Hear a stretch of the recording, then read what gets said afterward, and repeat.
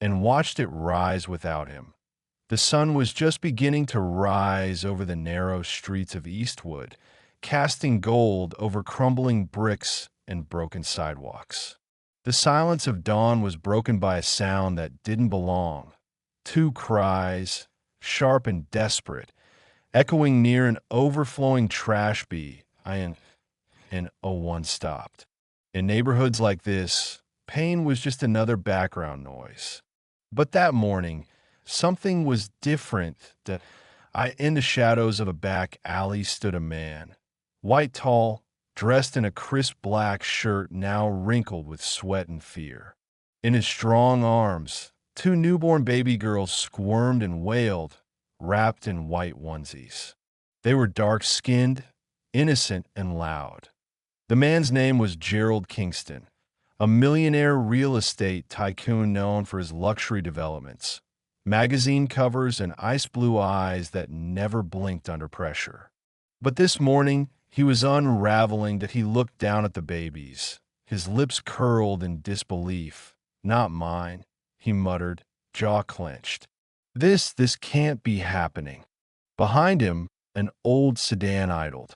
In the back seat, slumped against the window, was a woman, still silent, barely breathing. Her name was Imani, 25 years old, a nursing assistant. A woman who had believed Gerald's promises, his lies. She had loved him, trusted him, believed him when he said he'd leave his wife. When he kissed her belly and whispered, "I'll be there." But when labor came early and complications followed, Gerald didn't take her to a hospital.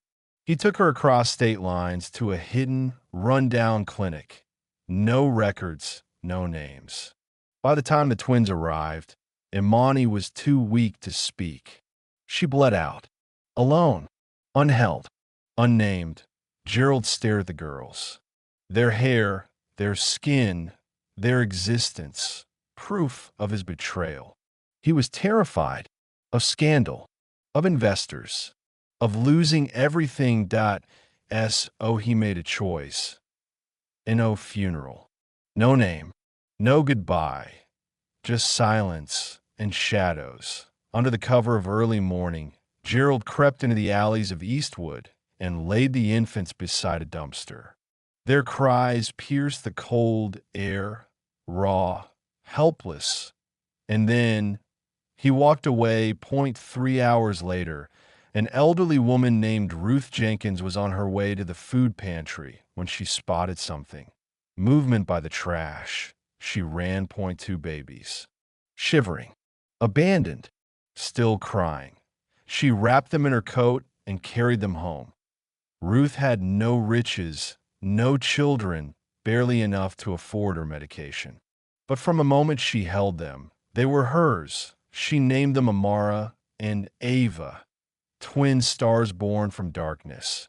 Years passed. Ruth worked 2 jobs at the laundromat, clipped coupons, skipped meals, and prayed. She couldn't give them everything, but she gave them what mattered: love, safety, truth. That on their 11th birthday, Amara asked, "Why don't we look like you?" Ruth didn't lie. She told them about the alley, about their mother, Imani. She showed them the only photo the clinic returned, a faded ID with soft curls and warm eyes. "She didn't leave you," Ruth whispered. "She gave everything trying to bring you into this world." The girls also noticed something else. The ID card had once been torn. The name Gerald had been ripped away, but not forgotten. They remembered. By 18, they were unstoppable. No pity, no fear, just purpose. Amara studied tech. Ava pursued law. They earned scholarships, built resumes, and opened doors most never even knew existed. And they never forgot where they came from or who left them there. They created the Imani Initiative, a nonprofit for abandoned children, named in honor of the mother they never met but never stopped loving.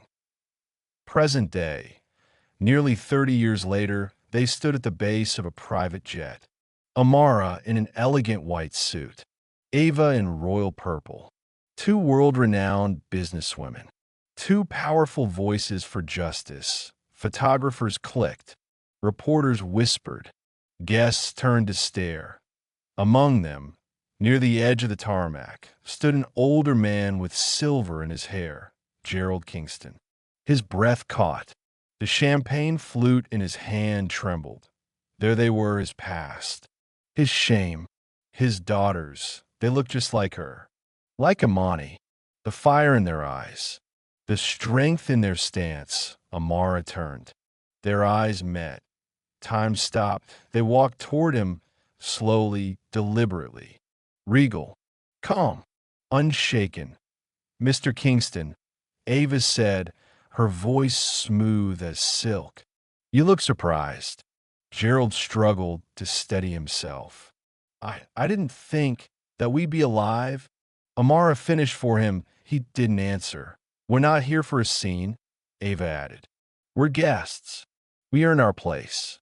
You knew this was my event? He asked, bewildered. We've always known, Amara said.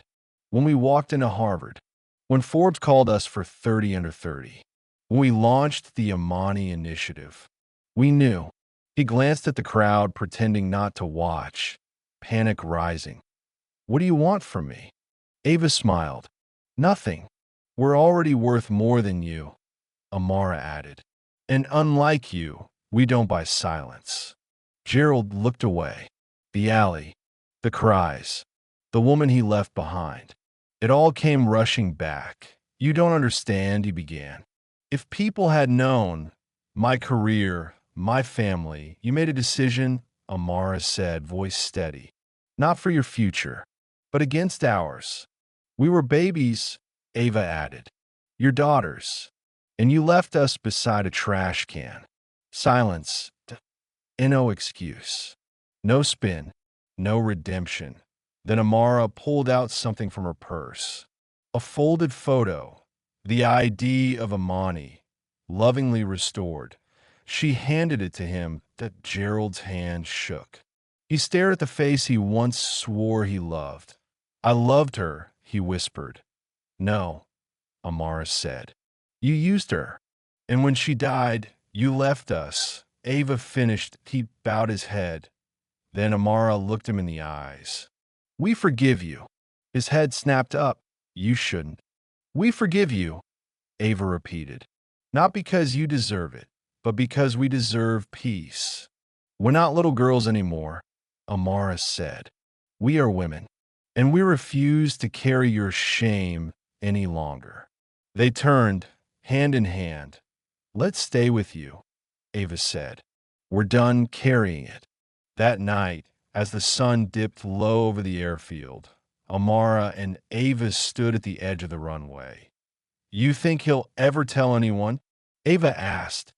No, Amara said softly. He doesn't have to.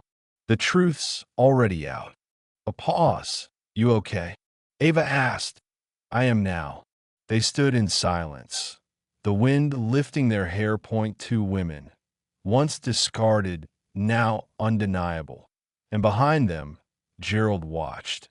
Not as a father, not as a tycoon, but as a man who threw away his future and now had to live knowing it rose without him. If this story touched you, don't forget to like, subscribe, and share. Let us know in the comments, where in the world are you watching from? Until next time, stay kind, stay curious, and keep watching.